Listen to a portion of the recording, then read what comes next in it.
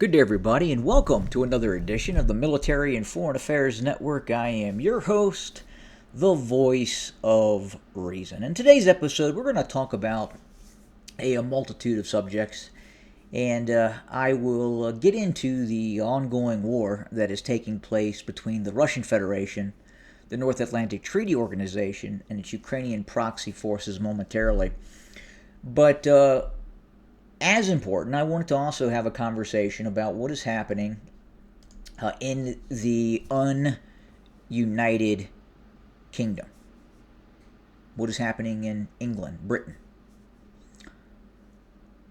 Well, recently there was a large-scale demonstration, possibly hundreds of thousands of individuals, patriots, Englishmen, English women, taking to the streets of London, protesting what is happening inside of the ununited kingdom. And I got to tell you, with what I see that is happening, both in terms of the issue of illegal immigration and some would say legal immigration, legal destruction of the English culture, the future-facing destruction of English society, historical English society.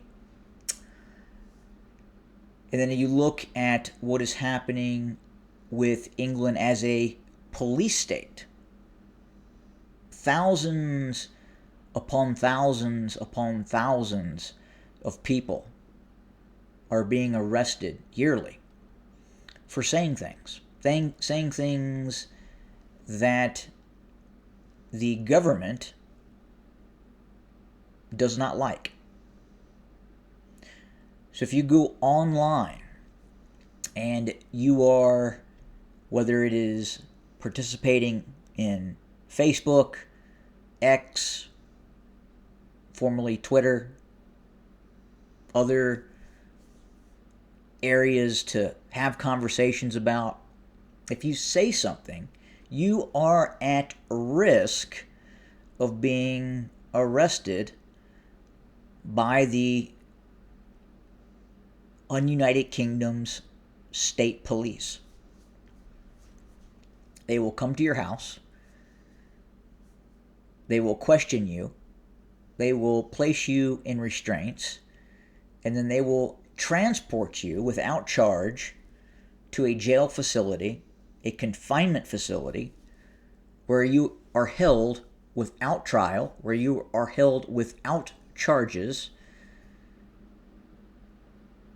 and you could be there for some time until they figure out whether they want to charge you or let you go. And that is happening dozens of times per day in the ununited kingdom. And again, compounding that, you have this massive issue of illegal immigration, which is fundamentally changing English society.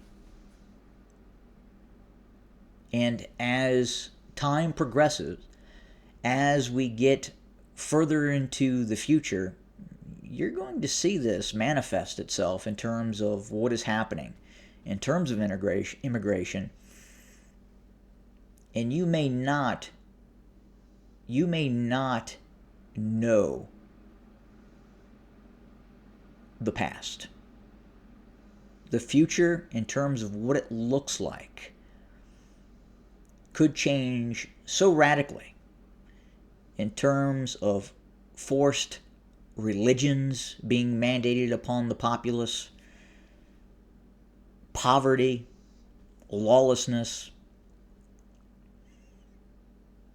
We haven't even got to that point yet, and it's coming fast. Now, back to the whole issue of what is happening in terms of the Orwellian police state that now exists in the United Kingdom. Again, in all likelihood, if I was an average Englishman, this very channel in all probability, at some point, would have probably,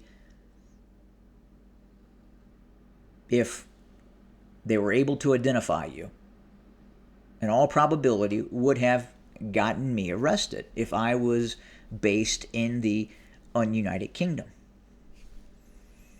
Now, how did this all start? Well, you have to go back to a piece of legislation passed in the British Parliament. It was the Communications Act of 2003, and that was created by a person by the name of Tessa Zhao. Tessa Zhao. Maybe I'm pronouncing that wrong. Joel, Jowell, Secretary of State for Culture, Media, and Sport in the House of Commons. She is obviously a member of the Labour Party. Now, again, much of what we see now that is happening in terms of you as an average Englishman not enjoying or feeling threatened by the things that are happening within British society, English society. If you say something online because of this act, this quote-unquote law, you could find yourself in jail very quickly. Very, very quickly. Now, obviously, she was a hardcore leftist, and as neo-Marxist leftists usually do, they want to implement state control over everything. They believe that they don't necessarily have to follow the law, but they like to implement laws that you have to follow through social engineering strategies and policies designed essentially to also keep their party in power. Now, we have seen, as I've said before, thousands upon thousands, tens of thousands. I believe it's about 12,000 people per year are being arrested yearly in the United Kingdom for simply saying something. For simply saying something. And that also goes for if you were in a public area, a pub, a bar, a restaurant, a park, maybe having a family reunion, and you say something, that a third party overhears and they don't agree with what you're saying. And again, this is a very subjective law. You could find yourself being arrested, and many people do find themselves being arrested very quickly. And again, these laws tend to be only used in the arrest of what I call the average historical Englishman. This usually doesn't pertain to the illegal immigrants that enter the country. They too will go on to their various social networking platforms, and because they're stating things in a different language,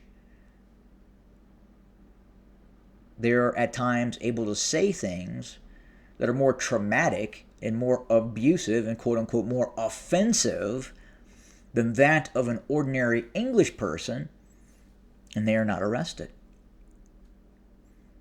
You see a great hypocrisy in the way laws are enforced, especially in the large cities of the United Kingdom. If you are in a Pakistani Muslim area of the United Kingdom, well, certain laws do not apply to you.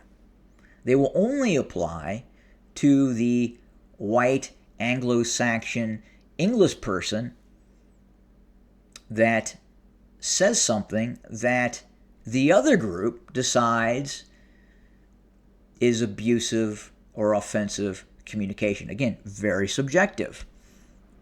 But again, that does not apply to the other group. Now, what is even more disturbing is how is the United Kingdom, the ununited kingdom, England, Wales, Scotland. And maybe you as a listener could help us try and understand the following. How is the police department recruiting these individuals to enforce some of these quote-unquote laws? Look, here in the United States, we have something known as officer discretion.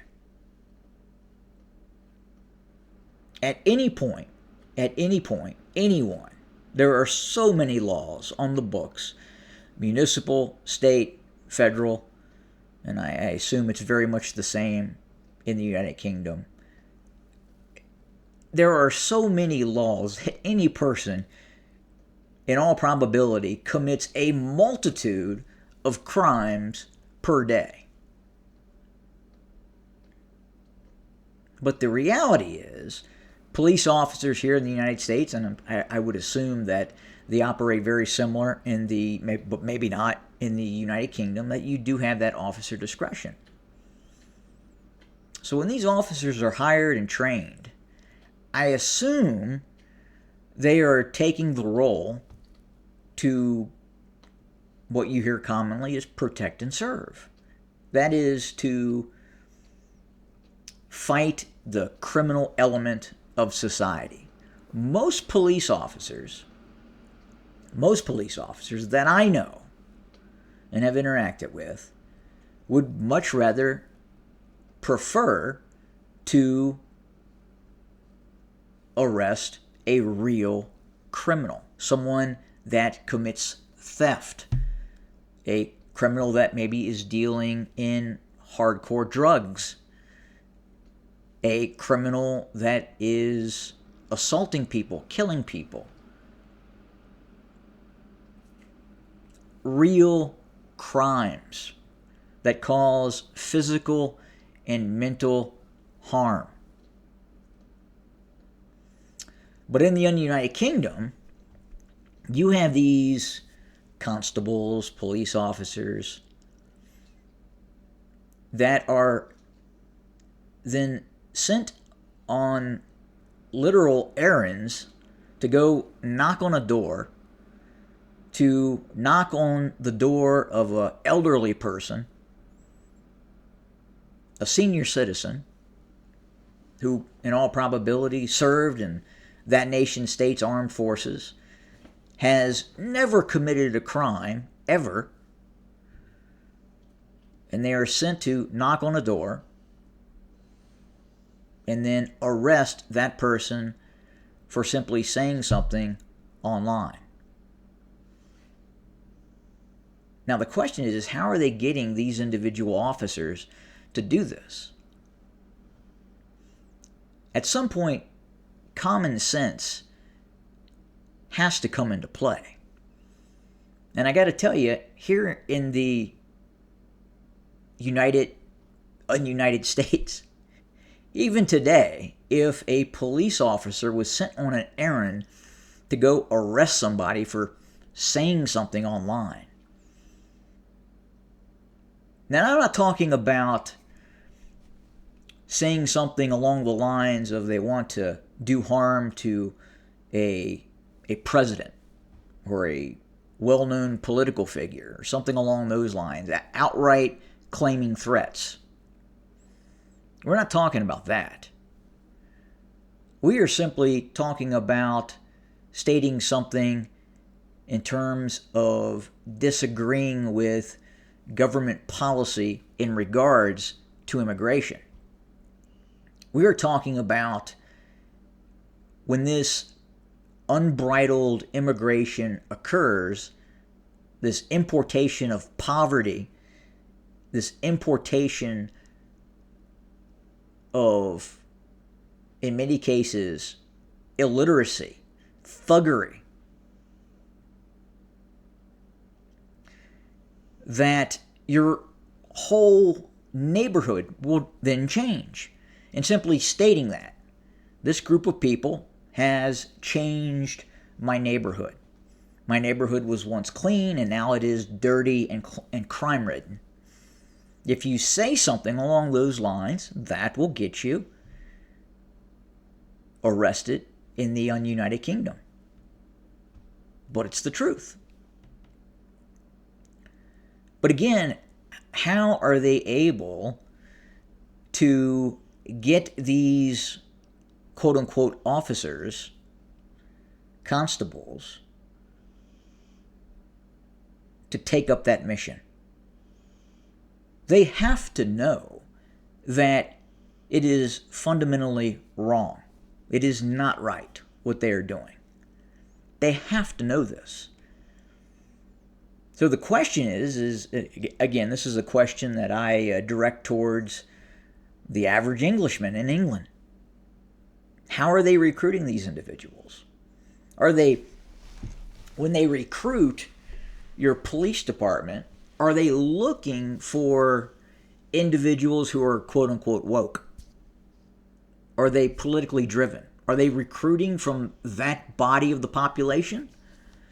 Are they recruiting from a portion of the population that really can't do anything else? And I'm assuming that the pay and compensation for a police officer in the United Kingdom is something that they probably wouldn't be able to obtain in another role, and they're worried about if they don't go out and arrest these elderly people for making these comments online or saying something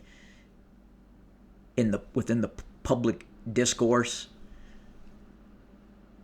and then go out and then arrest these people for committing no crime, no real crime, no natural law crime was ever broken.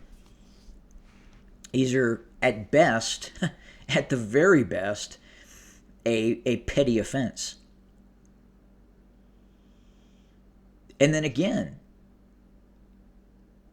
the hypocrisy of it, right? The knowing that you could have thousands of Pakistani Muslims or individuals from North Africa or Sub-Saharan Africa saying absolutely insane things in terms of stirring up the populace of the original indigenous population in terms of inflammatory words and statements, but those individuals will not be prosecuted. They will not send police officers into those neighborhoods to arrest those individuals that have, in many cases, established Sharia law in some of these larger cities and towns in the United Kingdom. So I'd like to understand, if you're a British police officer and you understand officer discretion,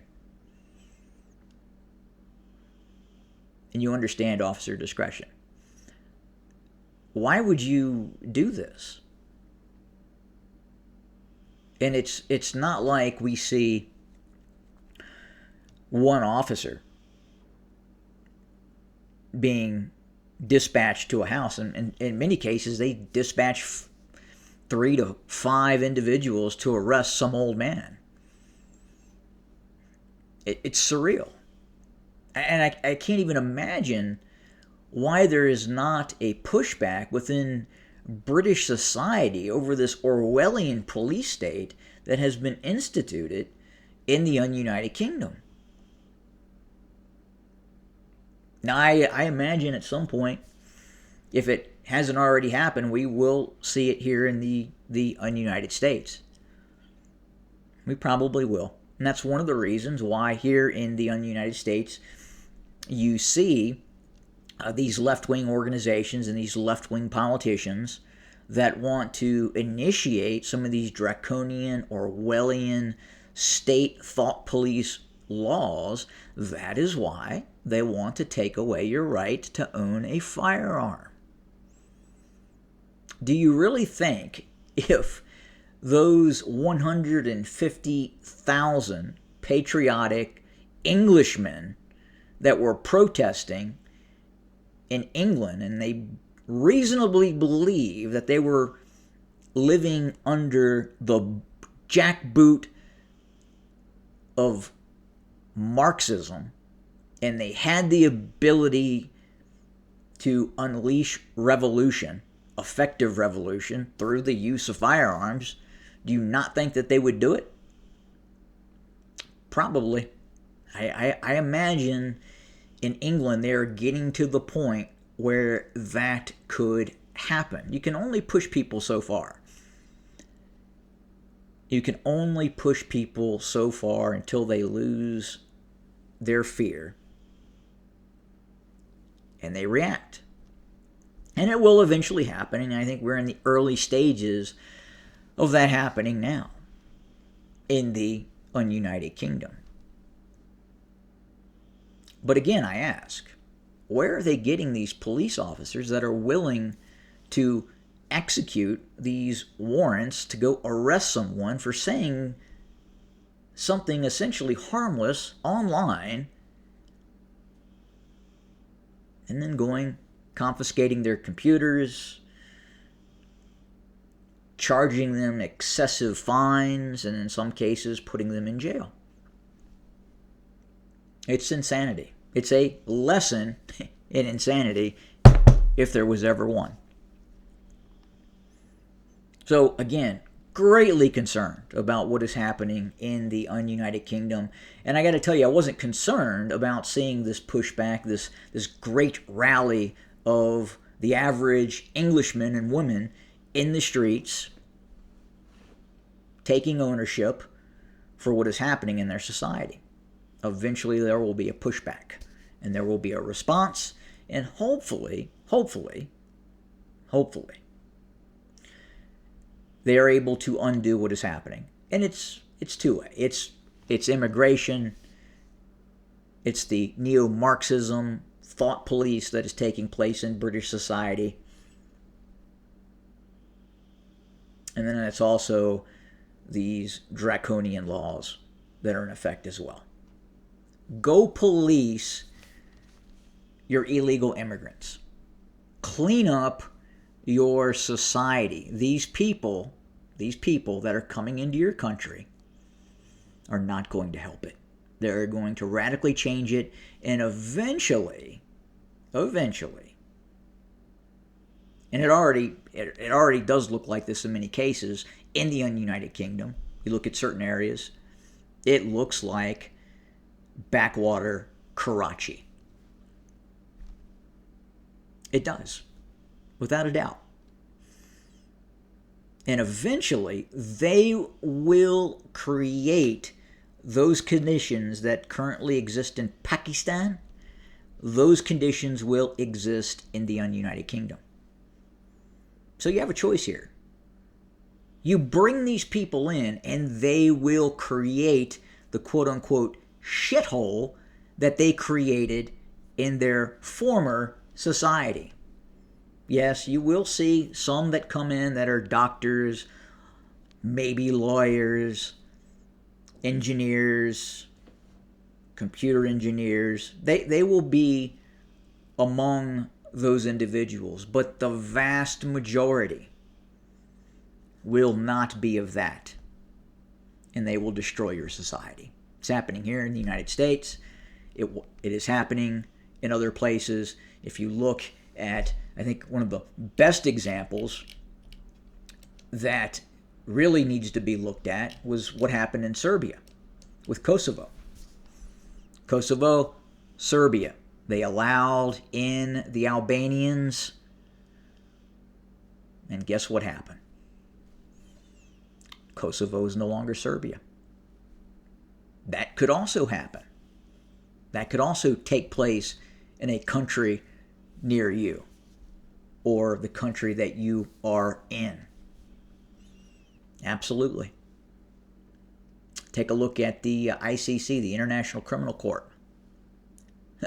Take a look at who runs the ICC. Incredibly interesting. Now, back to the war that is taking place, the high-intensity conflict that is taking place between the Russian Federation, the North Atlantic Treaty Organization, and the Ukraine. It's interesting. You'll see occasionally a bit of information that comes across the wires, such as a few Russian soldiers may have been captured in this conflict.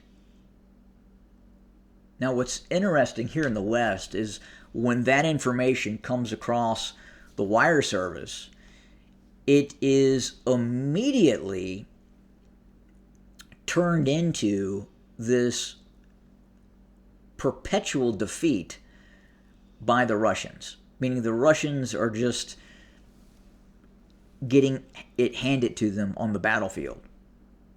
And you would think, based on some of these wire reports that come in, and again, these are minuscule, localized, tactical engagements that may take place, right? So you may have one of those, and then you'll have 30, 40 tactical engagements where the Russians defeat the Ukrainians. But you don't hear about that. That doesn't come across the wire service. What comes across the wire service here in the West is this one tactical defeat that the Ukrainians were able to do in a very isolated area, company-sized element, few casualties, few POWs. But what I want to do is go back over to the deep state map, and look, this deep state map again is created by the Ukrainians. But I'm using it still to kind of show you the tempo of what's happening in the war, because I think it's important. Because again, here in the West, there's that misconception that the Ukrainians are winning. That somehow, utilizing a population of 40 and 50-year-old grandfathers and fathers that they're essentially killing off in the Ukraine, that they're somehow winning this war. But let's go back and look at kind of what is happening and what has happened.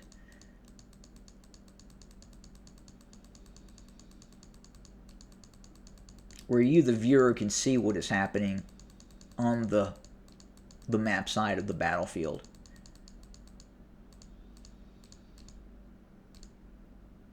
It's all right. So end of July, and then we'll just kind of we'll blow forward, and again, look at the front line as we progress the mapping system. And again, look, this isn't a Russian site.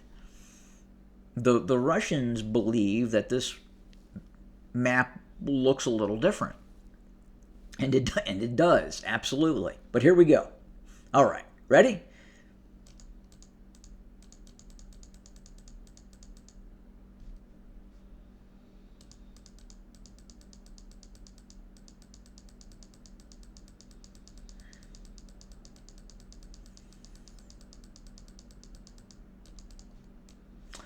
Let's get up here near Kupiansk, this area here, and kind of do the same thing, where you, the viewer, can kind of see what has happened or is happening.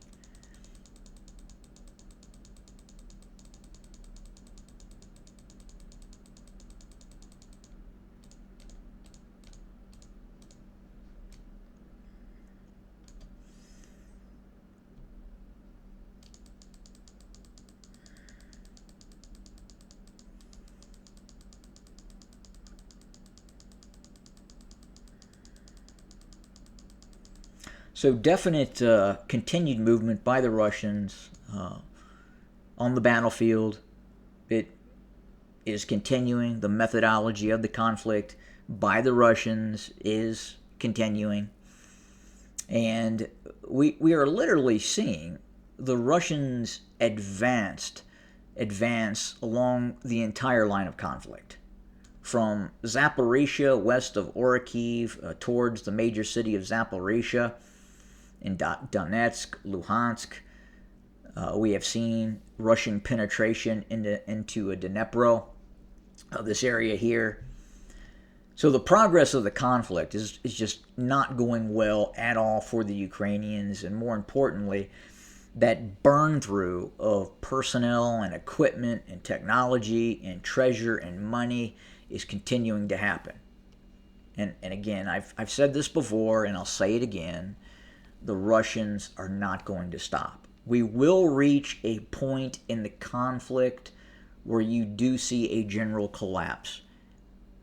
It will be surprising for the West because the West is being told that the Ukrainians are winning, that the Ukrainians are bleeding the Russians dry. But that's not what is happening. The Ukrainians are being bled dry. And eventually you will see a quickening on the battlefield, and at that point you will probably see a replacement in leadership. You could see, quite possibly, a coup d'etat take place. You know, a real coup d'etat with real military forces marching into Kiev and saying, we're done. Or you could just see the general collapse of the armed forces. Difficult to say, but it's going to happen. It will eventually happen. And will that be an issue where the West simply tires of handing over money and treasure to the Ukrainians? Or is it just an outright battlefield defeat that takes place, or a multitude of battlefield defeats that take place? But I can tell you this, the Russian people are not going to allow Western influence to take over, neo-liberal Western influence to take over the Ukraine, the borderlands. They're not going to allow it. Not going to happen. I've used analogies before, such as Mexico, Texas, and the United States. Very similar. If you were to compare and contrast some kind of future-facing war over Texas, it just would not happen. It would not be allowed. Same way it is happening right now, it just will not be allowed in the Ukraine, the borderlands. It will not be allowed by the Russians. The line in the sand has been drawn. The Russians grudgingly accepted Western NATO advancement into the old Warsaw Pact Eastern Bloc. They even accepted it into the Baltic states. But the line in the sand was drawn with Belarus and the Ukraine. The Ukraine had largely they had autonomy. But at a certain point, the Russians were watching what was happening on the ground with the Orange Revolutions, the NGO groups that were infiltrating into the Ukraine, and they have drawn the line. And they are not going to allow the Ukraine, the borderlands, to become a NATO proxy jumping off point for the eventual breakup of the Russian Federation. And make no mistake of it, the ultimate goal after the seizure of the Ukraine by the West will be the breakup of the Russian Federation. As always, have a good day. Thank you for joining us.